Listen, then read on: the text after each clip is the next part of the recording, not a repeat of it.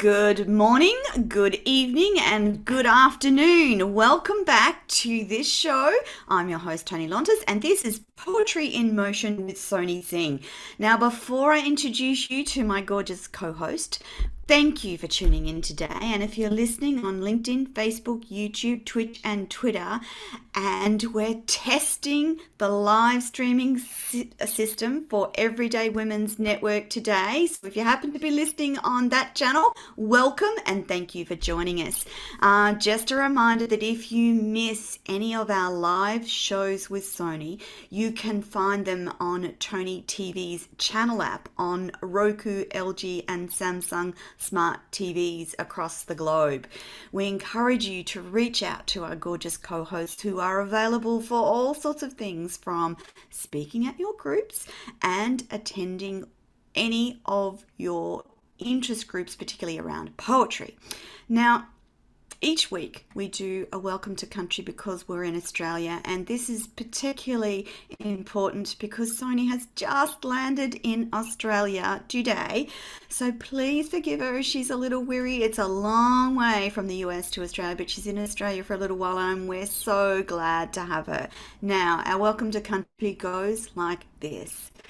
I want to respectfully acknowledge the people of the Yugambeh language region, the Gold Coast, Queensland, Australia, the traditional owners on the land of which we meet and broadcast. I want to pay my respects to the elders past and present and all the Aboriginal and Islander peoples here listening and watching today. Now, this is the second show in our series, and it's a 6-series show package, and each week we talk to Sony about her wonderful journey in writing, and particularly writing poetry, as her first 3 books have been around poetry. But before I introduce Sony onto the show today, I want to tell you and remind you a little bit about this beautiful woman. Sony Singh is a cross-cultural seeker of deep knowing. She writes stories of self-discovery to encourage people to accept themselves for who they are and live life on their own terms. Her tales of her characters' definitive moments on She tells tales of her characters' definitive moments in their life's journey. The mystical and spiritual are integral in her storytelling, and as is her multicultural background. Sony is of Indian descent, born in Mexico and raised in Colombia, whilst now residing in the USA and currently visiting Australia. When she's not traveling, reading and writing, she indulges in meditation, yoga and aromatherapy. She is a multi-degree holder of biology, management of hospitality, science of complementary medicine, and a doctorate in metaphysical sciences, which we're going to delve into a little bit today. She's worked in hospitality before practicing as a wellness coach. She's a certified integrative nutrition health coach, an international certified health coach, a Reiki master, registered aromatherapist, certified crystal energy guide, a certified advanced angel card master, and she is an intuitive. These certifications also feature in her writing. Sony has 3 beautiful poetry books in her Soul Seeker collection, and they include Embody, Embrace, and Embolden. And she's published in 3 anthologies, including Blessing the Page, The Colours of Me, and The Wishing Stone.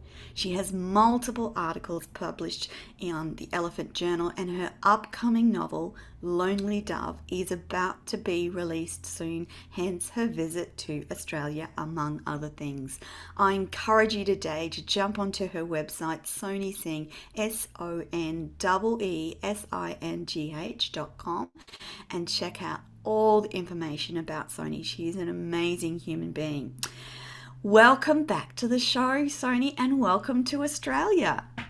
Well, thank you for having me, and it is such a pleasure to actually be in the same continent as you. I am really hoping that at some stage in Sony's visit, we'll actually get to physically hug again, because it's been a few months now. Sony, can you tell everyone what the purpose of the visit to Australia is? I've got some exciting There, things coming up for you. yeah, there are. I have a couple of events regarding particularly my poetry books. I do have the launch, as you said, of Lonely Dove coming up. That's my debut novel, and that's Mm, coming up in 2 weeks. And so there's also something surrounding that that I will be attending in Melbourne.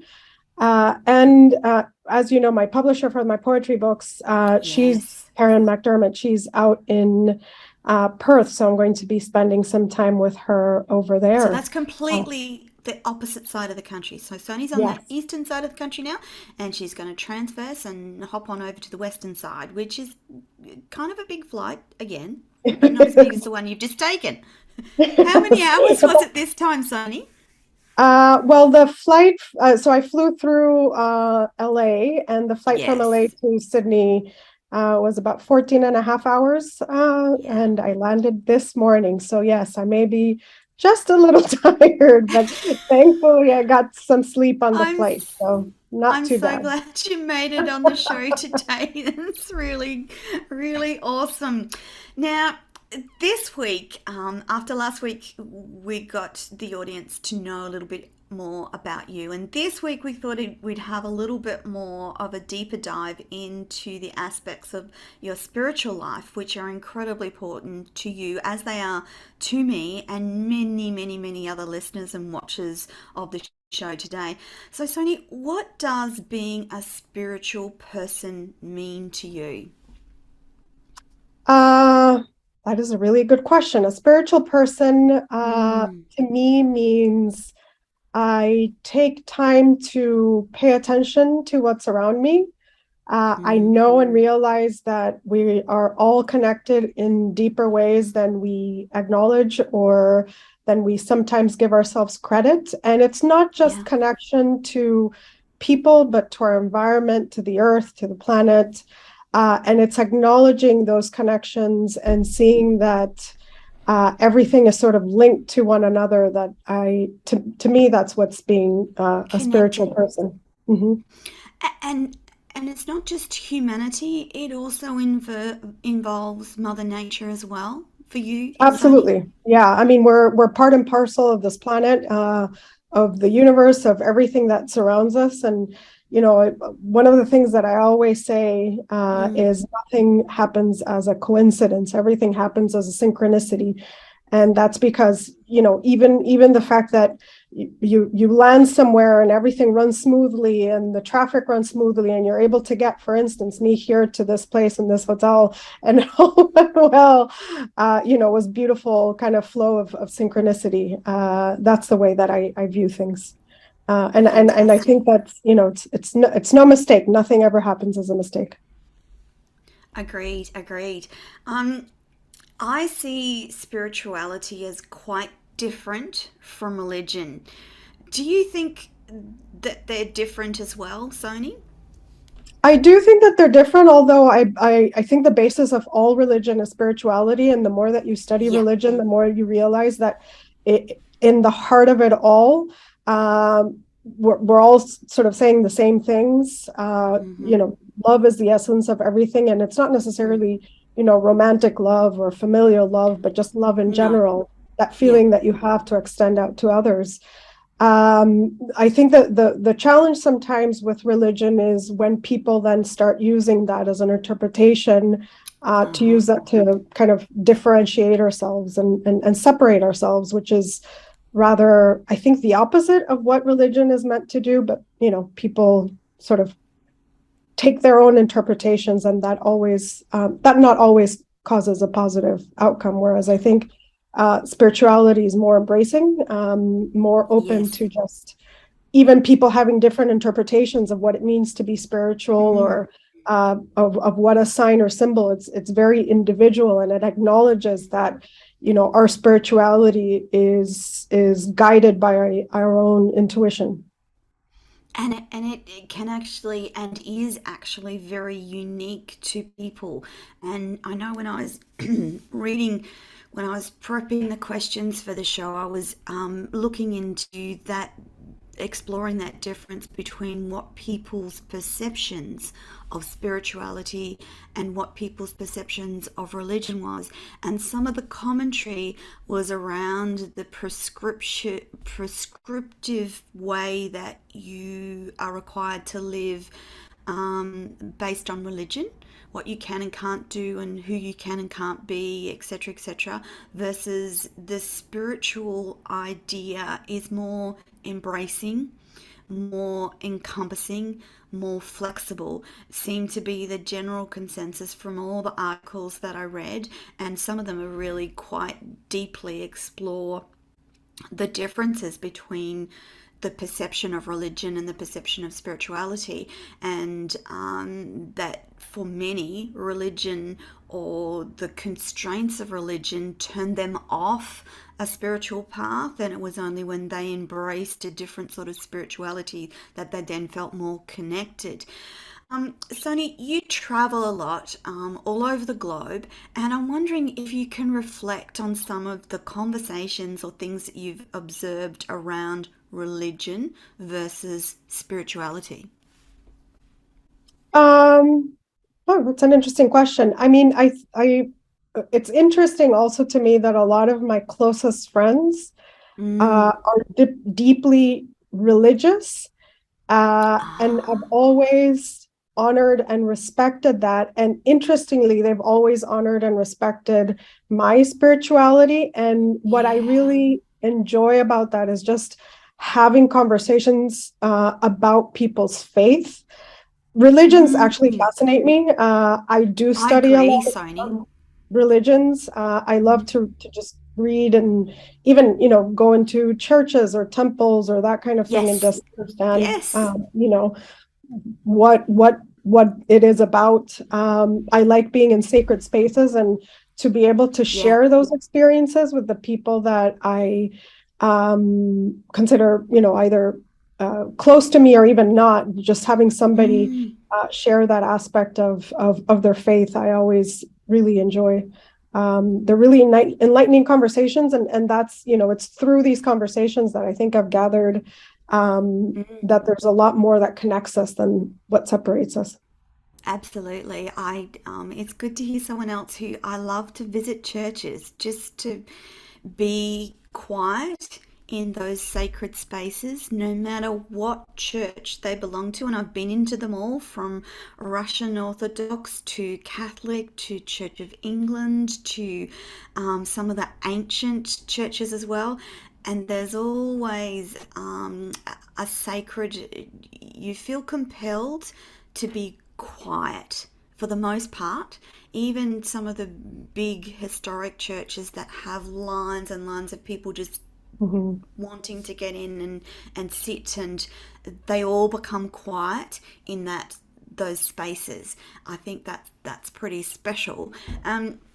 Can you tell me about one of the most interesting religions you've encountered? And I know I'm going a bit off script, but I'm fascinated as well about religion and what people see. And I wondered if there's one particular one that sort of stands out to you as being, oh, wow, that's really fascinating.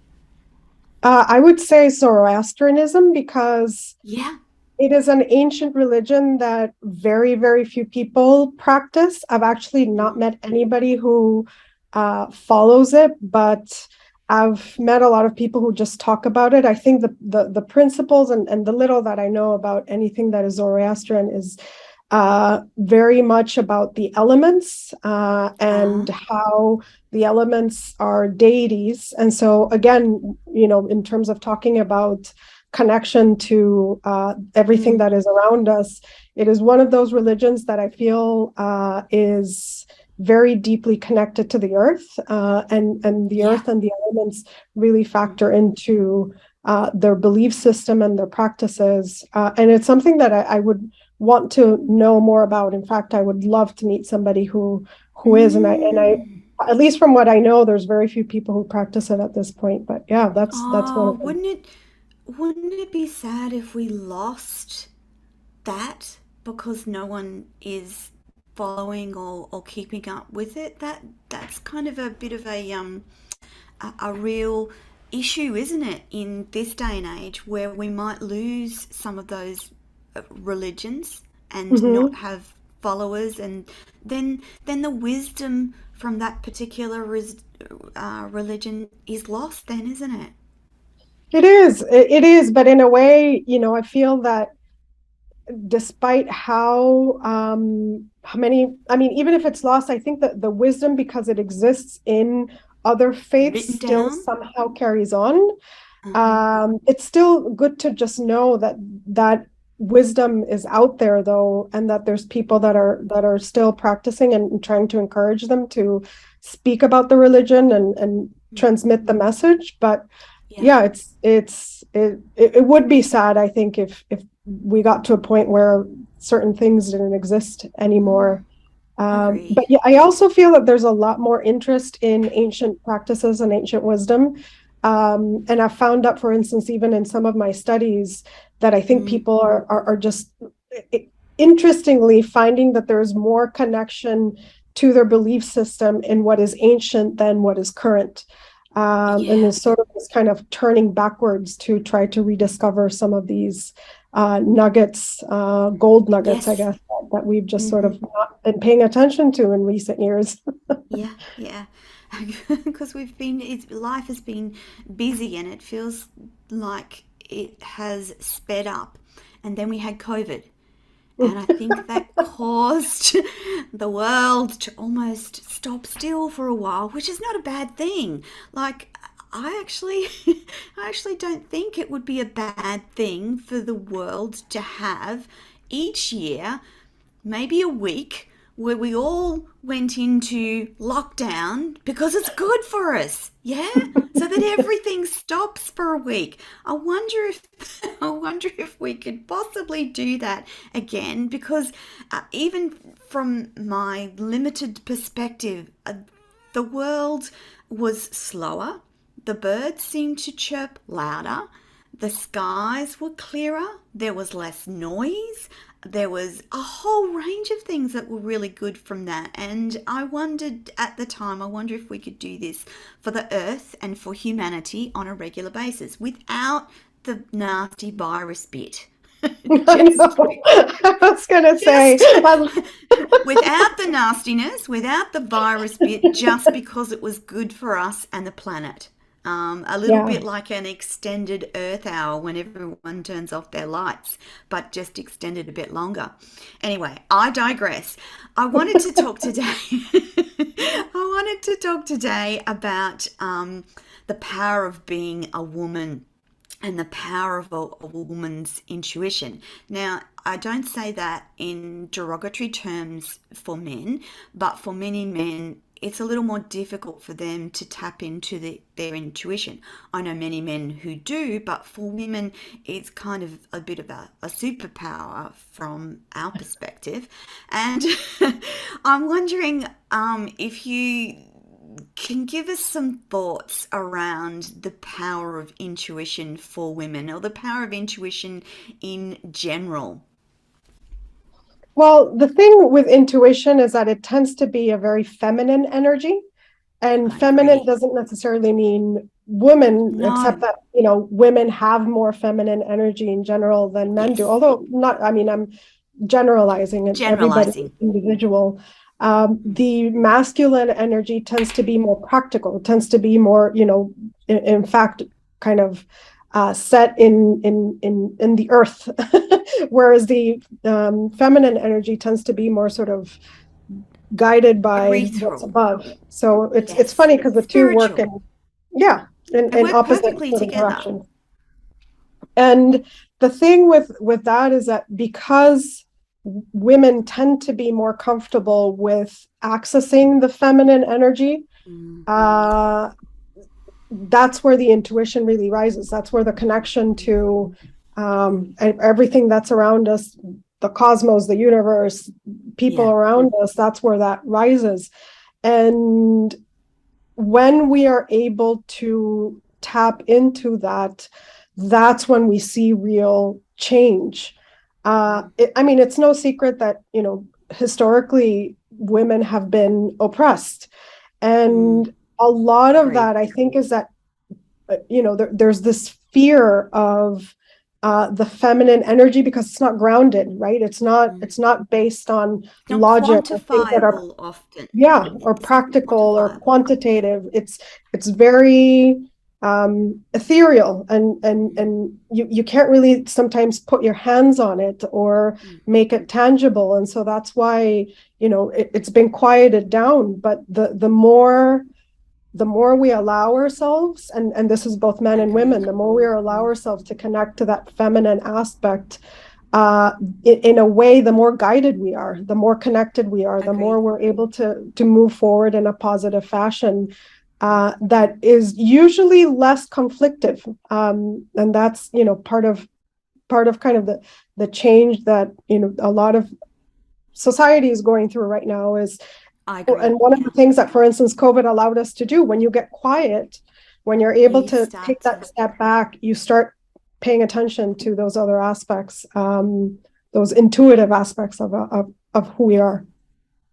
Because I was going to ask you, Sonny, if you felt comfortable describing how your intuition works for you, because I've had asked this question to a number of people, and it is different for everyone. For me, intuition is that deep, quiet voice of knowing that if I listen to and allow to come forth outside of the noise of day to day life is very wise and takes you in the right direction. What's your experience, Sony, with your own intuition? How do you It, describe it?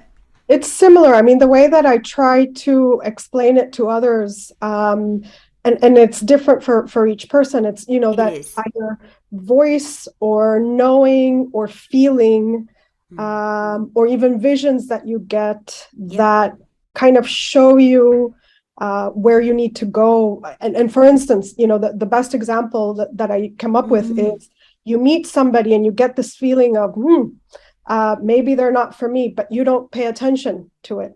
And Yeah. so that's essentially Yes. your intuition coming through, but you ignore it or you Saying push it down. don't. Yeah. Yeah. Hmm.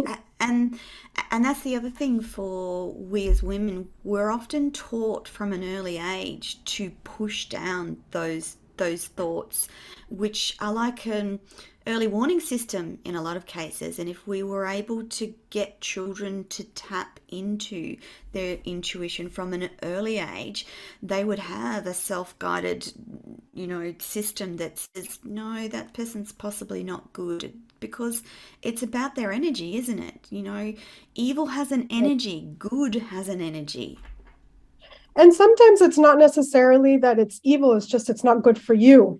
Not And good for because you, two correct? people have to come together, and two situations have to come together for there to be that flow and that Mm, synchronicity. And I think what happens is, as children, we do have that. We feel that mm. actually even more. And when you observe children, they are very much Yes, guided by their feelings. They like something, they go for it. They don't like it, they you don't. sort of, they don't. Mm, yeah. And that's the basis of intuition, is just, we eventually, um, either squash it, or things happen where we start ignoring that voice and thinking, oh no, let the logic kind of guide Mm, you, which is not always the best choice. And that voice starts getting quieter and quieter. So even if it comes, you just yes. ignore it and you move forward. But if you allow that to just flourish, It's very that powerful. is what the basis of spirituality is. It's allowing Hmm. yourself to connect with your intuition, to know, is this the right situation for me? Is it not? Mm. Should I Is move this the forward in right this? thing to Should I do? not? Mm. Exactly. And you sit with it, but we are so kind of guided by pros and cons. Think of it like, Hmm. this is the negative bits and these are the positive bits, and which ones outweigh. And that is essentially the opposite of intuition.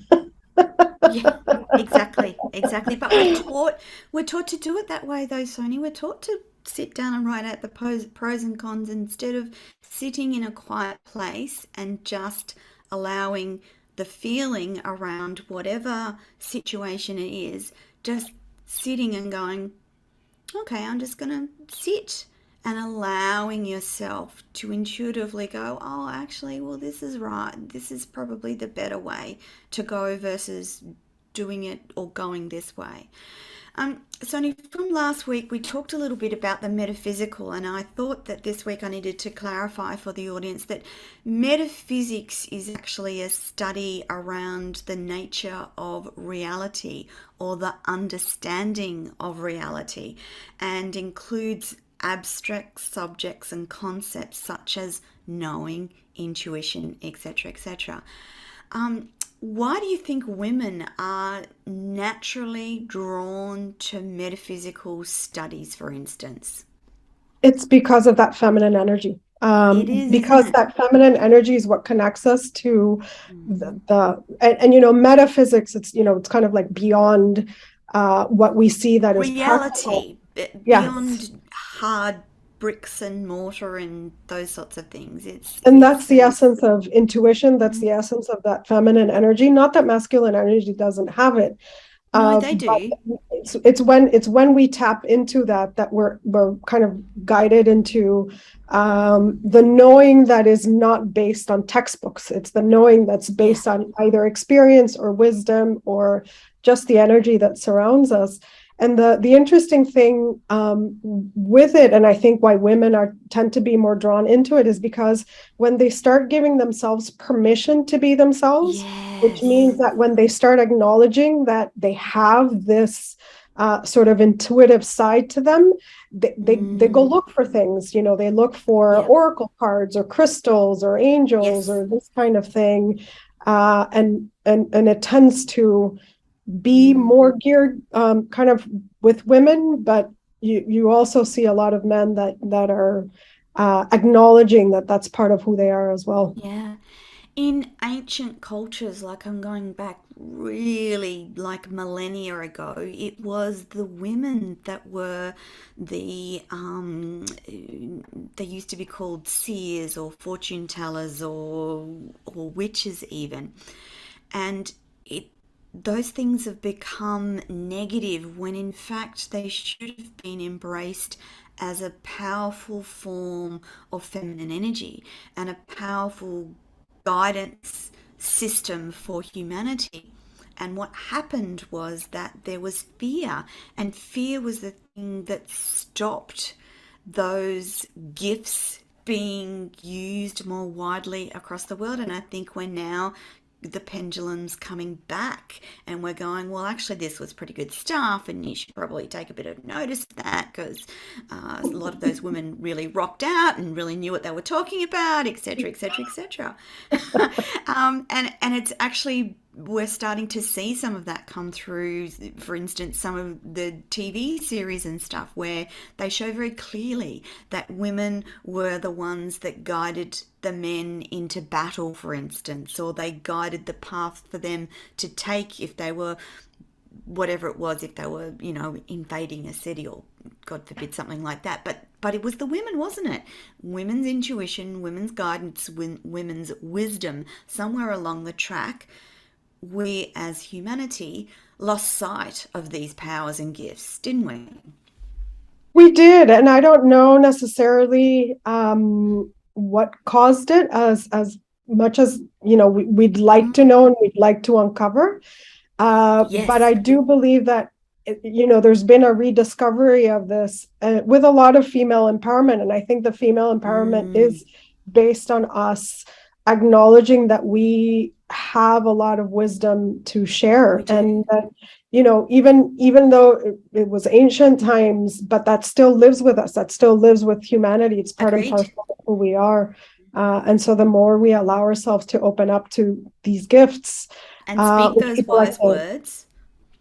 yes, yes, exactly. Exactly. Speak those wise words. Yeah, and that's where I mean, I think that that's where we're headed. I mean, it's a slow I transition, but do.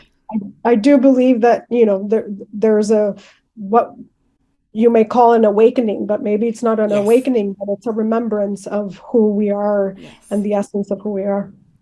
And I also like to think of it as a rise in consciousness or a re-engagement with a higher level of consciousness that is not quantifiable but is nevertheless real, and a great and wonderful part of being a human is that we can do some of these thoughts and this wisdom. That leads me to the next question, Sony, where I believe that women were the ancient storytellers, which is why there's so many women writing and telling stories. And they were often seen as the matriarchs who would pass on stories to their children and grandchildren. And again, we kind of lost track a little bit, and for a while across the history of humanity, it appeared that men were the writers of stories, but in fact, women were always writing and telling stories, but they just weren't given the credence, I guess, that men were. And I'm thinking in terms of, the kings that started writing the history of early European settlement or whatever it was. But women have always been storytellers, and I think that it's important that we continue to encourage women to write stories. Now, I know in talking to you, Sony, that you incorporate the spiritual into the writing of your stories, and you feel that that's really a very important component of your storytelling. It is. In stories in particular, I have focused a lot on how it is that we open ourselves up to intuition. And Yeah. because there's so many paths to take, Mm-hmm. I go through different scenarios, different circumstances that would bring my protagonists, for instance, to Yeah. acknowledge that part of who they are and awaken to it in different ways. And sometimes, Mm. like say, for instance, in Lonely Dove, my protagonist gets visions, and then she has to sort of Yeah. acknowledge that these visions are what are guiding her. But the story that I'm writing currently, it's a very different trajectory. To she gets Ah. very sort of drawn to crystals. That's Yep. kind of her journey. There's another short Mm. story that I've written that are the wisdom that you get from tarot cards, and I think it's also Yeah. important to acknowledge that because there are so many paths to spirituality. Yeah. A lot of times the basis of the story may be one of self-discovery, but the actual path that you take is different. Mm. And I like to acknowledge it. I'd like to acknowledge that, we all can Everyone. get to a point of connecting with our intuition in completely different ways. Yeah. And the other thing is too, it depends what happens when you first get a vision or intuitive thought, how you express that, and what happens when you express that to others. Because for some women, they're immediately told that they're crazy, you know? So that like almost stops the intuition in its track, because then the woman naturally goes, oh, am I crazy? Is this, so it's very important if someone confides in you that their intuitive thought or their vision or their reading was XYZ, and you actually give them permission to talk about that in a non judgmental space, really. And I think the thing with that is that if you're told you're crazy when you're a child and you Oh, haven't yeah. quite yet developed your confidence, your sense of self, then it's something that you start rejecting because you think, well, I've been told that this is a bad thing or this is, something Mm, that I shouldn't really express. Then that's when you start shutting it down. But if for instance, I were told today you're crazy, I yeah. can understand that that's that person's perception. I don't take it on Yeah. board. Yes. For me, everybody else is crazy. So it's all a matter Yes. of Yes. perspective or perception. Yeah. But yeah, I mean, I think the more that we embrace that there's just alternate ways of looking at the world, Yeah. um, the and more, alternate we allow all of this to perspectives. flourish. Alternate perspectives, is that what you said? Yes, yes, Sonny. I just think that we need to be very careful before shutting down someone else's perspective as right, wrong, or indifferent, and particularly for children. And I never noticed it when my own children were growing up, but I'm very cognizant of it with my 6 year old's grandson and encourage him. And so he's got a wonderful mum who teaches him already how to ground. If he's angry or upset, go for a walk outside on the grass, take your shoes off, that sort of thing, so that he understands that those actions have great purpose, particularly for him if he's angry or sad or upset, in terms of calming his little life and allowing him the freedom to understand, well, every human being across the planet is going to experience anger. Hmm. What you do with that anger and how that anger interacts with other people is really important. And it's very good that we have these conversations around better ways to deal with emotions like anger, because no matter how spiritual you are, and no matter how connected you are, there will be moments where you feel very human feelings like anger, for instance, or Well, any of the other things that the humans thing with are feelings, though, is exposed that to. the feelings are how you connect with your intuition. And a Hmm. lot of times, even though we see anger as a negative thing, it's also a path for us It if we can, allow it, it to and it can be very understand ourselves positive. better. Yeah, but we tend to either shun it or push it down or call it negative. And it can be, if that anger then turns out into an aggression To towards someone something. else, or even an aggression towards Correct. yourself. But Mm. if you're able to sort of sit with your emotion, allow it to come up, kind Mm. of sit back and say, well, what is this really telling me? Or why is it that I'm feeling angry? You process that and then you let it go. That's right. That's And then you let essentially it the go and spiritual. then it's gone. And that's a very powerful way to deal with difficult emotions as a human being. Again, we don't always teach our children these ways in which to just, yep, you're angry. That's actually okay. Take yourself out of a situation or whatever it is and go, well, why am I angry? Start to like unpack it is a great word.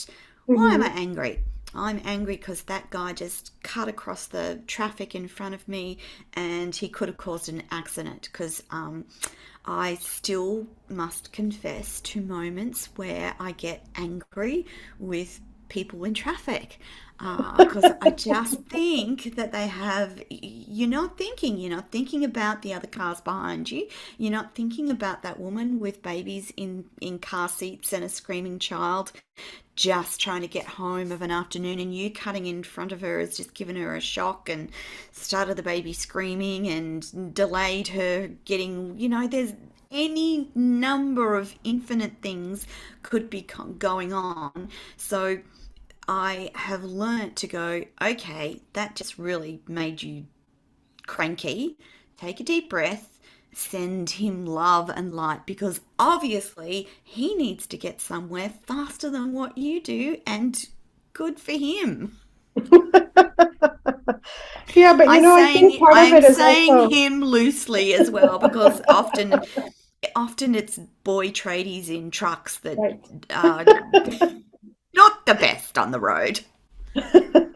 Well, and the thing also is, coming back to that point that you made about, if we had a lockdown or we had this time to be Mm, still, it's yeah, also, I think, because we run so much and we're always doing, we have to do this and we have to get here and we have to accomplish this, that we lose sight of the other people. We get mm, just so busy that, mm, we're all sort of in this one track mm, lane where we stop seeing what's around us. And when we yeah, get still and when we get clear with our emotions, when we're able to, have that quiet moment of reflection, you start mm, opening up your vision. You start looking around you and you start noticing and being yeah, more considerate and kind to other people. yeah, But that's I agree with you. If there were a way for us to be able Mm. to uh, do a yearly lockdown, a I yearly time of I think self-reflection, that I would think that be would good. really It benefit. would be good for humanity, like a rolling shutdown. All lights off, all business stops. You're confined to your house for 24 hours, and this happens in a rolling stage across the earth. Like, that would be amazing. I could just envision all the lights going off and everyone just having 24 hours of peace and quiet. Can't go anywhere, can't do anything. Good for you. Like, good for them. The other thing is, too, that I actually had to learn conscious processes around some of those emotion management type ideals. And one of those was, in every moment, just be kind. So when that guy cuts you off in traffic, now my first thought is just be kind, versus before it was always an angry response. So it was always an anger. Um, and you can train yourself to do Mhm. that and be consciously going, I have two choices here. I can be angry, cranky, yell and scream, or I can just be kind and understanding. I'm telling you, learning to be kind is the best thing for yourself, because you don't do it for Well, anyone else, because they're probably not going to exactly. even be aware. It's for you though, because Yeah, if it's so in that that you don't feel moment, that frustration, so that you let it go, yeah, and then you end up being a calmer person. But yeah, yeah, it's for me what ends up it does it's take work funny. though. It does take work. For me, what happens is the people that cut the lines, I don't, I think because I travel so much, it's really up in my Yes, uh, yes. consciousness. But that's something that I also have to learn to take a deep breath and say, you know what? Go right ahead. You want to cut the line. A lot of times it's when you're trying to get on the airplane. And to me, I Yes. find it hilarious that people try to cut the line because we all have to get You on, and all got that to get on plane is the not going to airplane. leave unless we're all I on. So know. I why know. does it matter if you get in like 2 minutes before I do? But I hey, know. but yeah, you have to get to a point where you are conscious about your reactions and you realize that the emotions don't control you, you control them. Yeah, you're But in it's in allowing, charge. yeah, it's in allowing that kind of frustration to come up and you sit back and think, huh, what was that about? And Mm. unless you allow yourself moments of stillness, it doesn't necessarily It, come through. One of the things that one of a spiritual teacher that I had a long time ago, he actually, and it was a he, um, mm, gave me the suggestion of every week take at least one 24-hour period in which you don't do any work at all, which means mm, disconnecting from your email, not thinking about work, not mm. kind of doing, but just letting yourself be. Yeah. And that sort of, and he said, you decide Ha- whatever your 24-hour period is, but that 24-hour yeah. period then allows you to just take a step back And and not be reset. engaged and not be, kind of carried into the doing and the busyness, but it really allows you time to reflect and to be in the moment and to be more present. Yeah. Which is, I think, a lesson that all of us have to learn. I think even the Oh, people that meditate on a regular basis, they still need to have that lesson of not kind of getting carried yes. away, worried about what's happened or what's going to happen. But yeah, that's one of the best pieces of advice that I've gotten. And since I've implemented that, I noticed a lot of change. Yeah. Ironically, what I realized is that the less I do, the more I do. In a way, the less I do, the Yeah. more productive I am.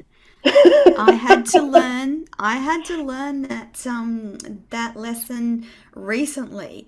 I was forever busy and doing, and then had to stop, reset, and learn that by doing less and doing things more consciously, you actually get more done. It's the Mhm. hardest lesson to learn, Sony, because we're in a doing, action taking world, but it's good for humans to stop, reset, slow down, and do other things outside of work.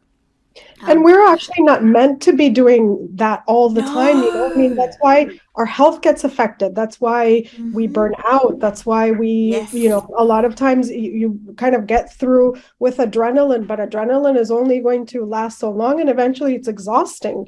So you have exactly. to learn to stop and take a break. And yeah, I mean, it not only creates more focus, but it creates more peace, more health.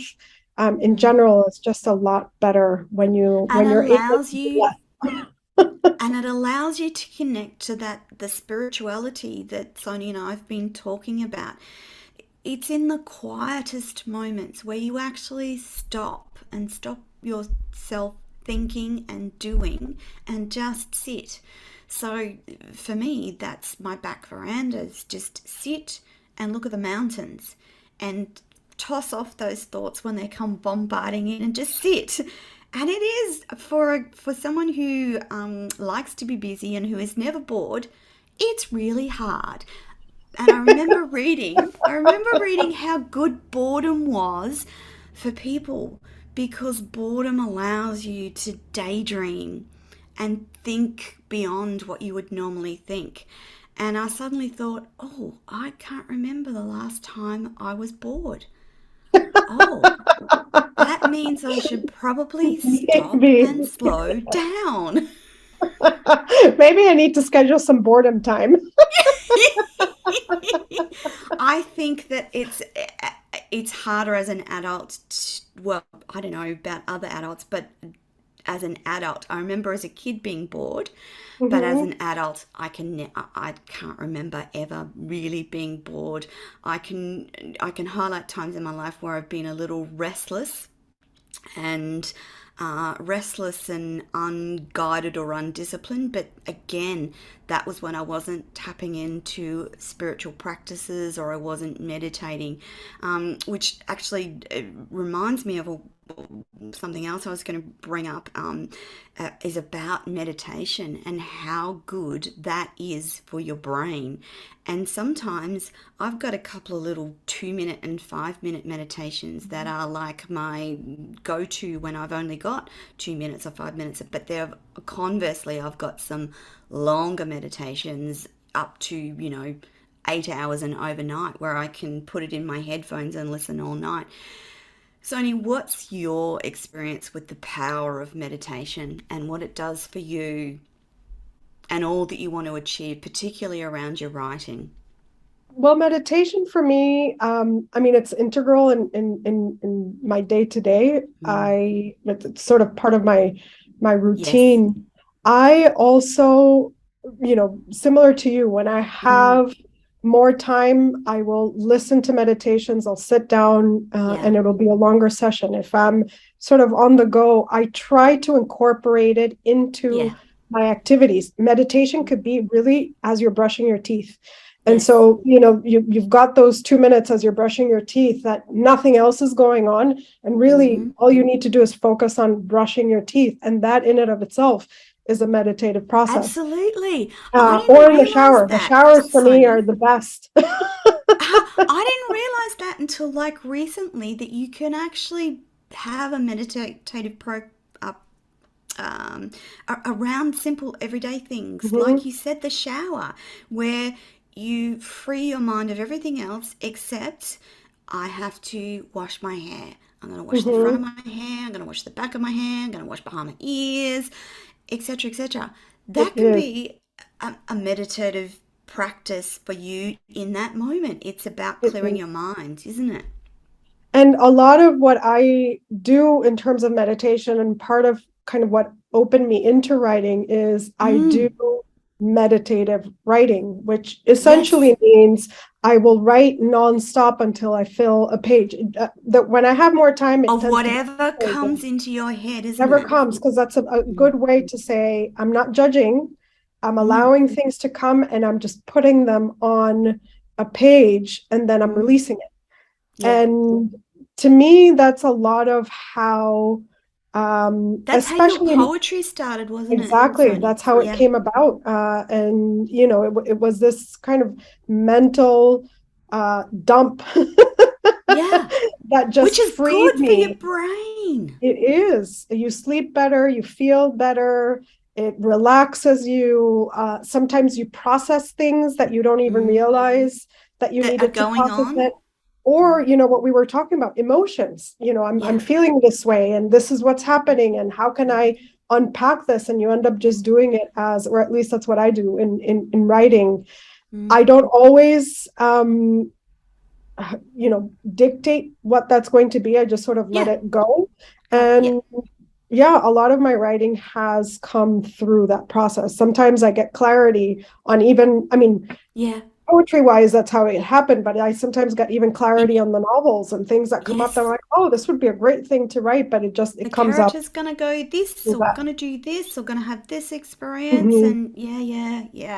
And Yeah. also, Sony, it's actually part and parcel of a lot of trauma recovery therapy is around writing until you can't write anymore. And if you fill up one page, that's fine. If you write one sentence, that's fine. If you write multiple pages, that's fine as well, because it is that process of clearing your mind of all the sentences and all the thoughts that are in there so that you have space to do, think, and process whatever it needs to be And I processed. think the good thing about that is, especially with writing, which is a form of expression, it's a form Yeah. of releasing what you're holding inside. Mm. You can do it without any sort of fear of judgment or criticism because you It's write it your out, you don't writing. show it to anybody. You can burn it if you wanted to. You can, That's shred it into another pieces and toss therapeutic. it. That's another And it therapeutic is, it is. sequence as well, is to write until you can't write anymore and then Yeah. burn it. And I always have a notebook. I carry one with me all the time. You can't Yeah. see that through there, but it's there. Um, I don't keep anything that I write. If I go through after I finish writing it, if I Yes. find something of use in there, for instance, if I've processed something about a novel or if I've written a poem, I Mm. keep that. Everything else I Yes. toss.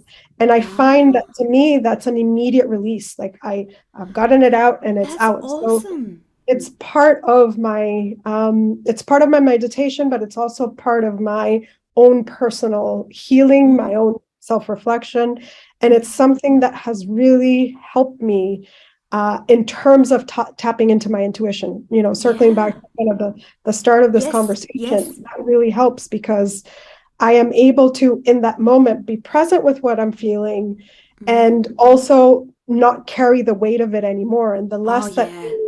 you Carry carry the in a way, the weight. more that you're Mm. able to tap into that intuition.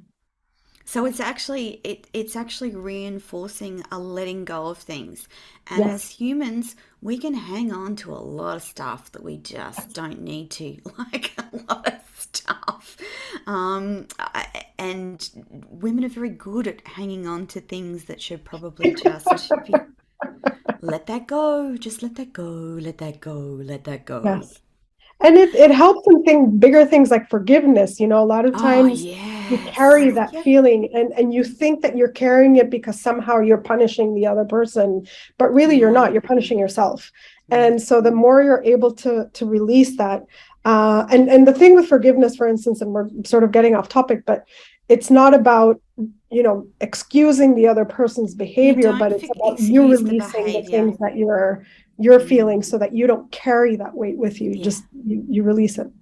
It is a very powerful process to learn the steps of forgiveness.